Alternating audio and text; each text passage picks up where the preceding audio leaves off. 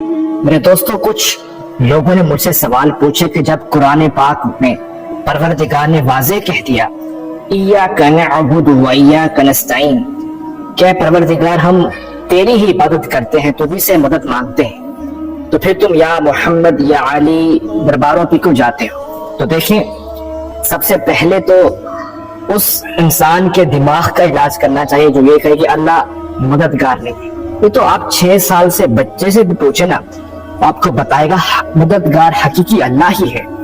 لیکن یہ اس قسم کا سوال ہے، یعنی کوئی شخص کہے کہ میرے سر میں درد ہے اور سر درد کی گولی پیناڈول کھانا حلال ہے یا حرام ہے، یہ اس قسم کا سوال ہے، تو آپ اس سے کیا کہیں گے؟ بھائی صاف ظاہر ہے علاج کروانا سنت ہے، تم کر سکتے ہو، حقیقی مددگار اللہ ہی ہے، لیکن یہ گولی یہ دوائیں تمہارے لیے ایک وسیلہ بنتے ہیں تمہیں شفا دینے کے لیے۔ اب میرے دوستوں اس نقطے پہ آتے ہیں کہ جب پروردگار نے کہہ دیا ایاک نعبد و ایاک نستعین، کہ پروردگار تیری عبادت کرتے ہیں، تجھی سے مدد مانگتے ہیں، پھر ہم یا محمد یا علی درباروں پہ کیوں جاتے ہیں؟ میرے دوستوں دیکھیے، ایک ہے قرآن پاک کو پڑھنا اور ایک ہے قرآن پاک کو سمجھنا۔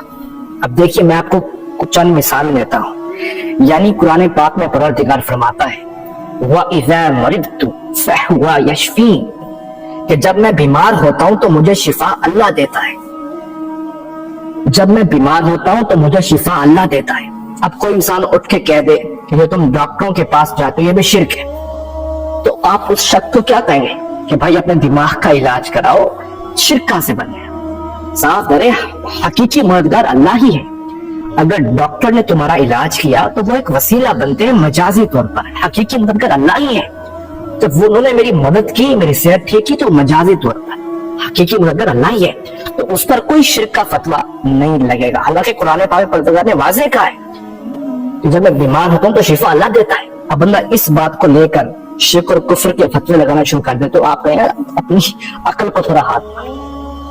اسی طرح پروردگار فرماتا ہے تبارک الذی بیدہ الملک وہو علی کل شیء قدیر، ہر چیز کا خالق اور مالک میں ہوں، زندگی اور موت کو میں نے تخلیق کیا ہے۔ اب حضرت عیسیٰ علیہ السلام قرآن پاک میں کیا کہہ رہے ہیں؟ انی اخلق لکم، میں پرندوں کو پھونک مارتا ہوں وہ زندہ ہو جاتے ہیں، مردہ زندہ ہو جاتے ہیں، میں تو کیا کہیں گے وہ شرک ہو گیا؟ نہیں، اللہ تعالیٰ جو صفات ہیں وہ اس کی ذاتی ہیں، ابدی ہیں، حقیقی ہیں۔ اگر عیسیٰ علیہ السلام نے یہی عمل کیا تو وہ عطائی ہے، یعنی اللہ نے ان کو یہ قوت عطا کی، اللہ نے ان کو یہ قوت عطا کی۔ اللہ تعالیٰ کی صفات اس کی ذاتی، اللہ تعالیٰ کی صفات ذاتی ہیں، عطائی ہیں، حقیقی ہیں۔ اگر یہی صرف کسی اور کے پاس ہوگی تو وہ عطائی ہے، وہ رب کے عطا سے ہے اور وہ مجازی ہے، اللہ تعالیٰ کی حقیقی ہے، شرک نہیں کہہ سکتے، کیونکہ اگر آپ اس طرح شرک اور کفر کے فتوے لگائیں گے تو کچھ نہیں بچے گا۔ اب دیکھیے قرآن پاک کو سمجھنا اور ہے، میں آپ کو ایک واقعہ سناتا ہوں مسئلہ تحکیم پر۔ جب حضرت مولا علی شرح خدا اور حضرت معاویہ کی جب صلح ہونے لگی نا، صلح، تو دونوں حضرات نے ایک حاکم مقرر کیے کہ وہ آپس میں مذاکرات کریں۔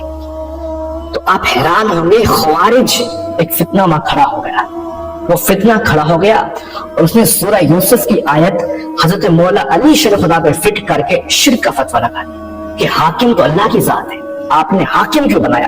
آپ نے شرک کیا۔ اب دیکھیں مولا علی پر شرک کا فتویٰ، اللہ اکبر، وہ سورہ یوسف کی آیت انہوں نے مولا علی پر فٹ کر دی کہ حاکم تو اللہ کی ذات ہے، آپ نے شرک کر رہے ہیں، کیوں؟ انہوں نے صرف لفظی طور پر قرآن پاک کے غور کیا، اسے سمجھے نہیں، مولا علی پر شرک کا فتویٰ لگا دیا۔ تو یہ بڑا نازک مسئلہ ہے، خدا را اس مسئلے سے بچیے۔ یہ خام خواہ آپ نے ایک ایسا عقیدہ بنا دیا، بالکل ایک ذہن میں سمجھ نہیں آتا، آپ حیران ہوں گے۔ پروردگار فرماتا ہے وَاسْتَعِینُوا بِالصَّبْرِ وَالصَّلَاةِ، صبر اور نماز سے اللہ سے مدد مانگو۔